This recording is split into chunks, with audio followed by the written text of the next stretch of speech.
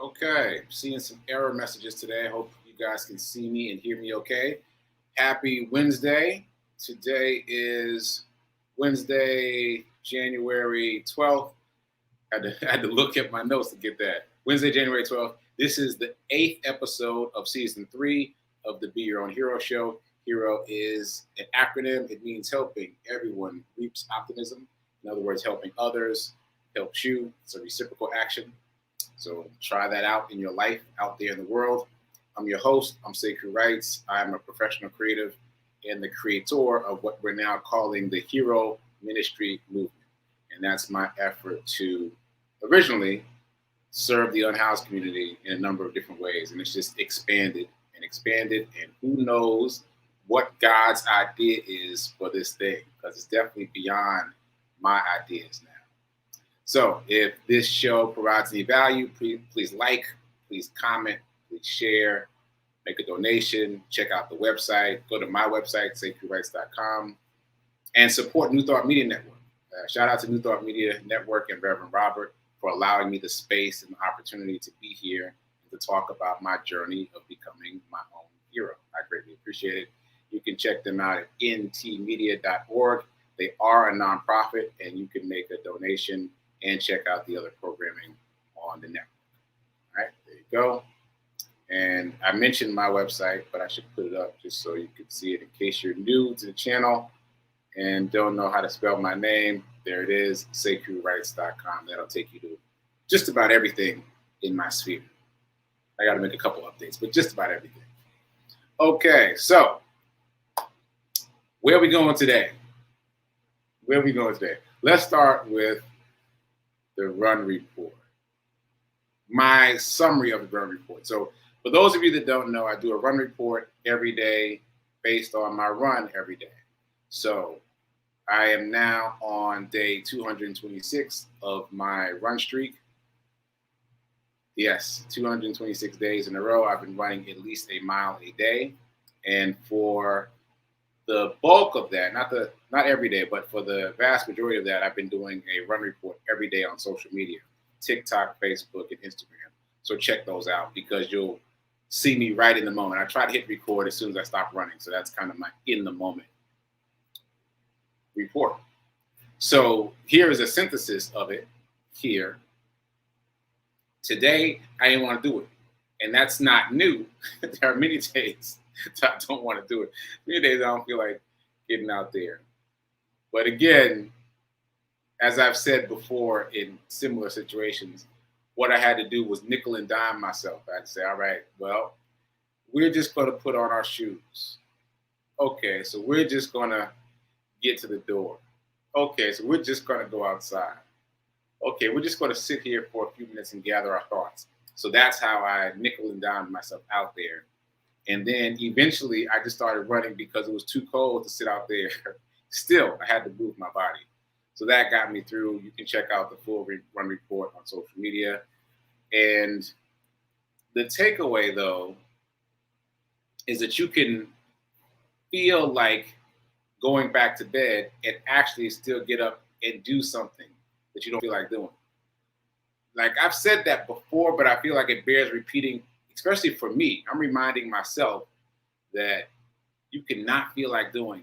It could be the last thing you feel like doing, and you can still do it. Like you can still push yourself to do it, which is pretty incredible.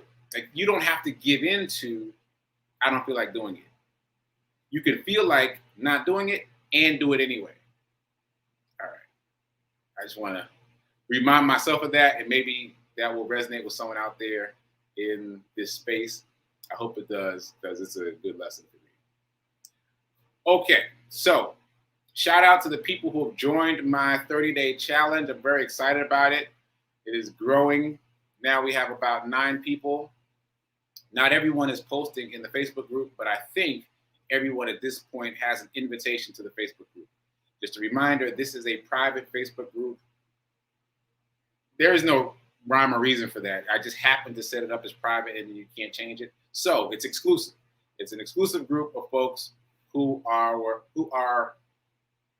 well, in the beginning, who were working out during the pandemic trying to move their bodies. And now it is an exclusive group of people who are committing to doing something for 30 days.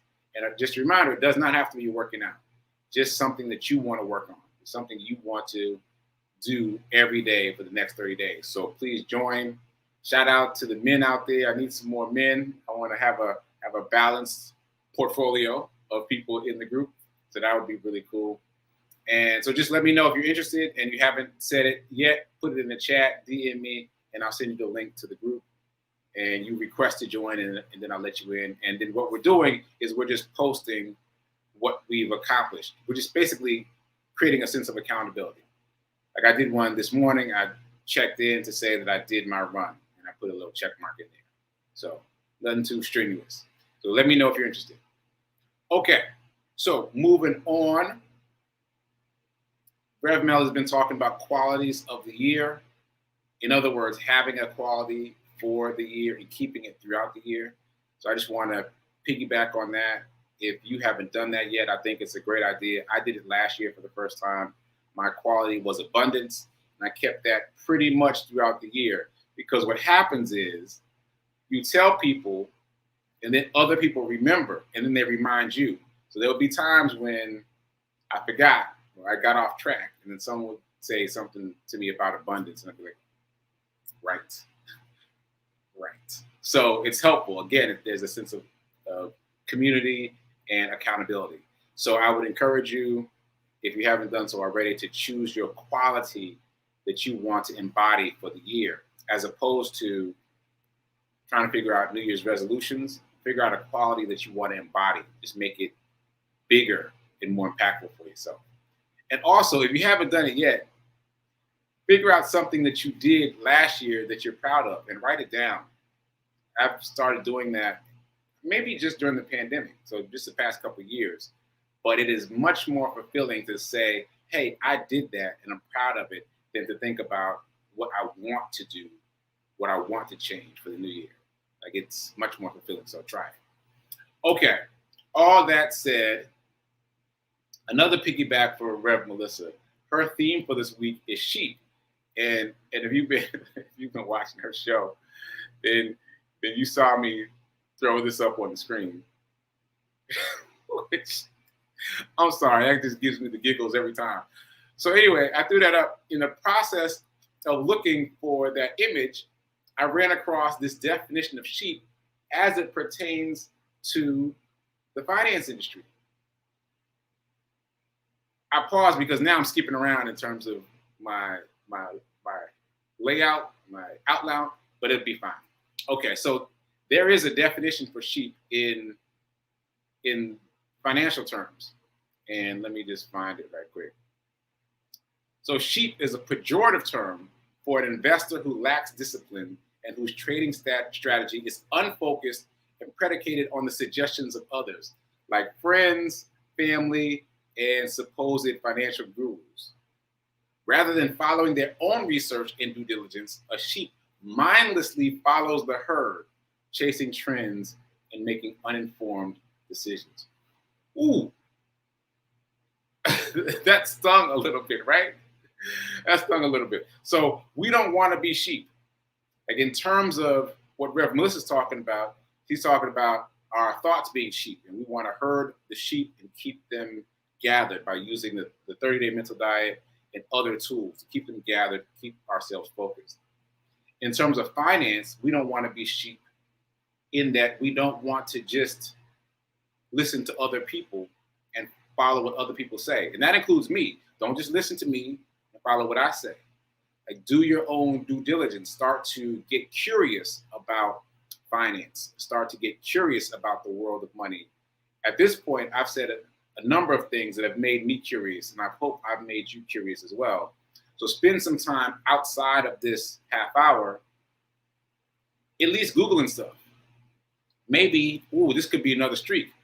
Maybe just watch one YouTube video per day about finance. And some of them will be terrible, and some of them you'll like, and some of them you'll feel so about. But over time, you'll start to become familiar with the terms. The more you expose yourself to it, the less alien it seems. Yeah, so in the moment, I'm thinking about the fact that I was in my portfolio yesterday, and I learned a new term. I'll save that for later. But I recognized that a lot of the old terms that had been new to me before are now familiar to me. I was like, oh, I'm just zipping through this. But it's about exposing yourself again and again to a new concept, a new world. So I say all that to say, let's not be sheep. Let's not be sheep. Don't just listen to what I say. Don't just listen to what anybody says, but start to become curious enough to learn more about this world of investing so that you can make the best possible decisions for you. Okay? All right. So, anyway, let me check in with the heroes in the chat. Shout out to Gladys. Shout out to Tim with the water and the coffee. Double up. Double up. My new plan is to keep the water in here in Studio D so that when I come in here, I'll drink some water. So that seems to be working so far. Appreciate that. Shout out to Linda, Margareta. Lovejoy finished her walk. Yes, yes, she is in the 30-day challenge. Shout out to you, Lovejoy, for doing your walk.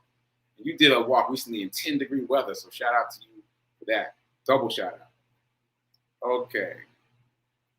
And Margareta uses Money Monday. That's good. I might steal that, Margareta. I might steal that. Yeah, use Mondays to focus. Wait a minute.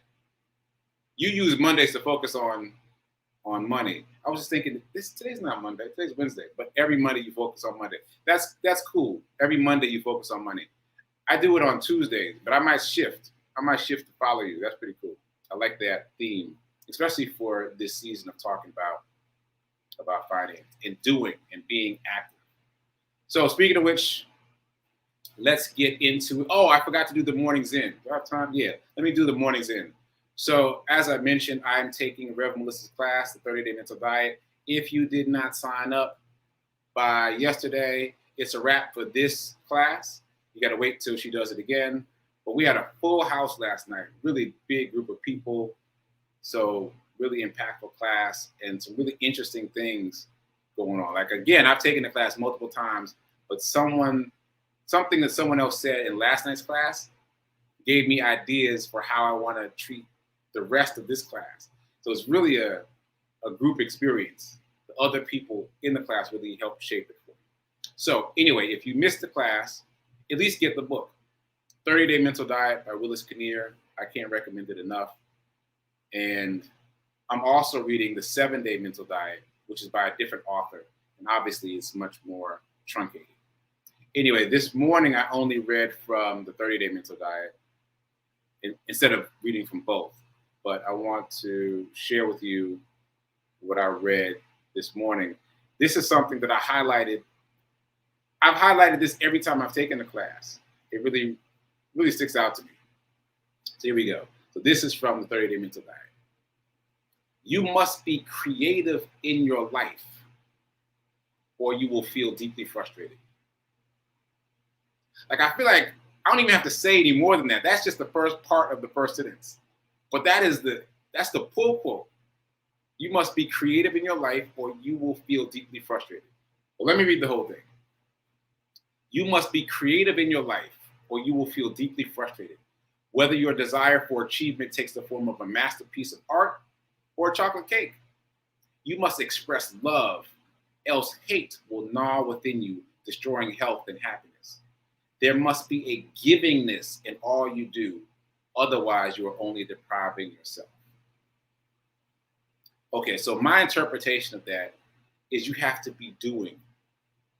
Like, that's how it resonates for me. You have to be in the process of doing. If you're not doing something, the idleness will gnaw away at you. The idleness will eat away at you. You got to be in momentum in some way. Set a goal for something. And even if it's a chocolate cake, as he says, even if it's just, I'm going to perfect making a chocolate cake. It could be a really small thing, but have something to shoot for, which is why this 30-day challenge is so important. And by the way, I'm circling back to this because a couple of people have said that they want to start supersizing what they decided to do for the 30-day challenge. Don't do that. Keep it small. Keep it a baby step. Because like today with me, there are going to be days when you don't feel like doing it. I did not do a 5K today. I did just barely over a mile today, right? So I did a 5K yesterday and barely over a mile today. So there are going to be days when you don't feel like it, and you need to have a low threshold that you know you can hit. Like I know I can hit a mile, and it took me a while to get there, but I know I can hit a mile, no problem. So today I was like, all right, we're just going to do this mile. We're not going to get a 5K today, but we're going to hit this mile. And that milestone is so low now, that bar is so low in my mind, I'm like, all right, I can go ahead and do that. So keep your bar very low, because what you want is to hit it every day for 30 days. Focus on the 30, not what it is you're doing, but focus on the 30. Hitting that. All right, so that was a bit of a sidebar, but this caption from 30-Day Mental Diet just reminds me of the importance of having goals, no matter how small. Have something to shoot for, no matter what it is. If you're just existing without a goal, basically just existing. That's what this says to me. Okay. All right. All that said, let's get over to some finance stuff, some abundance stuff, some wealth stuff. Let's do our affirmation and drill that home. We're going to keep it all year and make it stick. So here we go. I am so happy and grateful to be a multimillionaire in every area of my life. I am so happy and grateful to be a multimillionaire in every area of my life. So financially and otherwise, multimillionaire. And a reminder that poor people spend, the middle class saves, but the wealthy invest. So if you want to be wealthy, you got to invest. It's not optional. It's not optional. I'm going to keep saying that because it deserves emphasis. If you're thinking about it and you haven't done it yet, remember, it's not optional. You have to invest just to maintain the value of your money. Whatever money you have to invest it to maintain the value of it. So there's that. All right, so we've been talking about the excuse of I don't have enough money to invest. And that's one that has resonated very strongly with me throughout the years. I've always thought, as I've said before, oh, I'll invest when. And I now recognize the error of my ways, that if you wait to invest when you have a lump sum, you will be an amateur with a lump sum of money. And that is not a good combination. You do not want to be an amateur investor with a lump sum of money.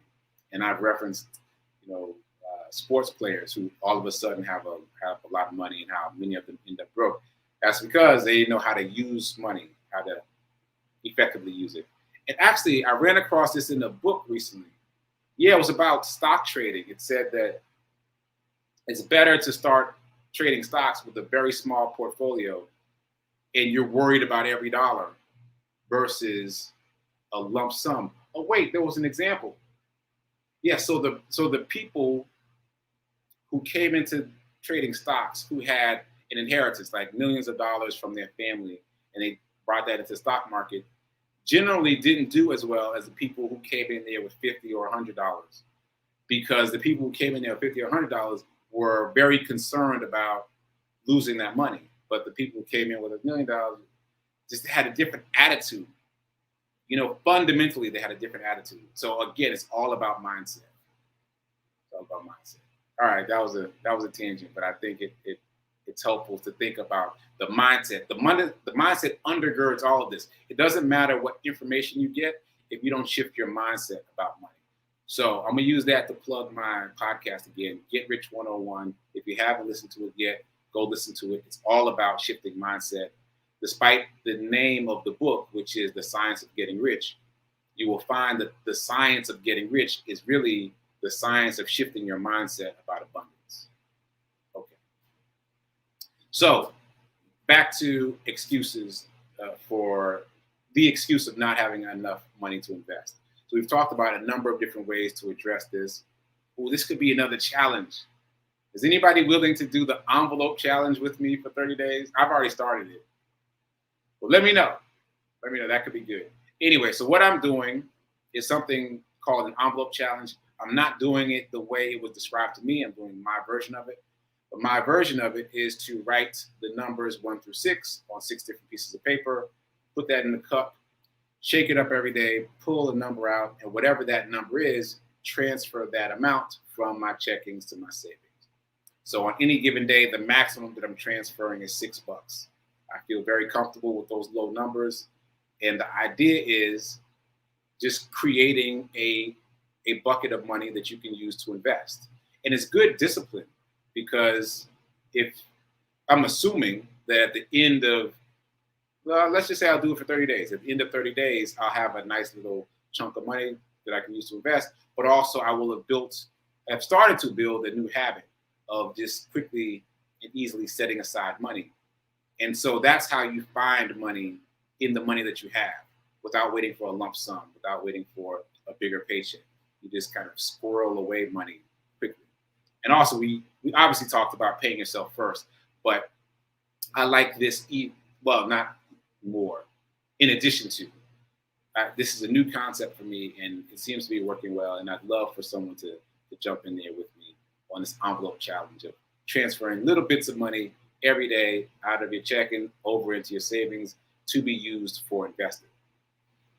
Okay, so aside from that, I wanted to talk about a couple things related. So we've talked quite a bit about Cash App and how Cash App now has options for you to invest right there within the app. So you can invest in the stock market. You can also buy Bitcoin from within the app. So Cash App is a very popular peer-to-peer payment app. So if someone Cash Apps you, start thinking immediately about using that money to invest. Like, it's already in Cash App. Take 10%. Just figure out what 10% is and invest it right then. Just invest it into the stock market, invest it into Bitcoin, invest it into whatever you feel comfortable with. Just a reminder, Cash App does not allow for DRIP, which is the dividend reinvestment plan. So anything that you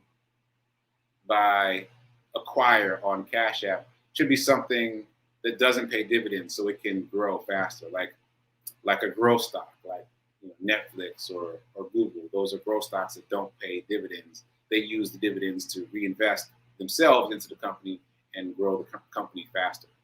So that's just a tip for that. We've talked about that before, but we have not talked about Venmo. I haven't used Venmo a whole lot, but someone sent me money recently via Venmo, which inspired me to look at it. And I see now that Venmo offers cryptocurrency. You can invest in cryptocurrency via the Venmo app directly. You can't invest in the stock market, but you can invest in more than just Bitcoin on Venmo. So if you got the Venmo app and somebody sends you money for dinner or drinks or whatever they're sending you money for, you will see that there's now an option to invest in at least 4 different cryptocurrencies. The 2 blue chips are Bitcoin and Ethereum, and I believe the other 2 are Litecoin and US dollar coin. US dollar coin, oh, I should mention that. So US dollar coin is what it sounds like. It's a cryptocurrency version of the US dollar. This is happening all over the world. All the different countries are creating cryptocurrency that is tethered to their standard currency, because they're recognizing that this is mainstreaming, that this is happening. Well, it's already happened, really, but it's continuing to mainstream. Oh, that's my alarm. Shoot. So it's continuing to happen, and every country needs to have a cryptocurrency version. So the US dollar coin, keeps its value at about $1, unlike the actual dollar. Do I have enough time to talk about that? So just briefly, it's basically supply and demand, right? So during the pandemic, there were those stimulus checks. So how that was created is they minted more money, they printed more money. Well, so in terms of the law of scarcity, the more there is of something, the less scarce it is, so the value goes down. So basically, those stimulus checks were helpful to people, but they also devalued the dollar. So the value of the dollar was depreciated in addition to inflation. So anyway, that's a part of why the cryptocurrency wave has become so popular because generally cryptocurrency keeps its value. So I say all that to say, circling back, that you can buy US dollar coin via the Venmo app. You can buy US dollar coin, Litecoin, Ethereum, and Bitcoin right there within the app. And there's something else about that I want to say. Oh, you don't appear to be able to send it to someone. And I mentioned recently that on Cash App now, you can now send people stock and Bitcoin, which is amazing. So if you've got someone in your life and you want to gift them a stock, you want to help get them into the stock market, you can literally just send it to them. All they have to do is hit the accept button. And why wouldn't they? And then they're in the stock market. So the peer-to-peer apps like Venmo and Cash App are making it exceptionally easy to find the money to invest. Circling all the way back to pushing past the excuse, I don't have enough to invest. So I know many people aren't on those apps, but if you are and someone sends you money, think automatically, I'm going to take a piece and invest right there within the app. And if you're not on those apps, be thinking about paying yourself first, no matter where the money comes from. Take 10% and stick it in a bucket, or do this envelope challenge with me where every day you take a tiny little bit of money and move it over into a bucket to be invested soon come. Okay. I think that's it. I think I'll stop there and check in with the folks in the chat, see where we are. Tim's trying to get in. So the 30-day challenge is on I have a Facebook group for it, but I'll send you the link, Tim. You don't have to look for it. I'll DM it to you. And then you just click, there's a button to click, but you'll see it. So I'll send that to you. All right. Facts. I don't know what I said, Lovejoy, but I'm glad that it resonated. So I appreciate that. And yes, stocks, great gift to give kids, because just about all the kids you know are on these apps, Cash App especially, but Cash App and Venmo, that's just how the younger generation move money around. So it's great to gift them with stock so they can be in the stock game. And again, on Cash App, which is the one that allows you to send stock, I would suggest sending growth stocks as opposed to anything that pays dividends, because that opens up a different Pandora's box. So the acronym used to be FANG, FAANG, FANG, but Facebook changed their name from Facebook to Meta, so now it's MANG.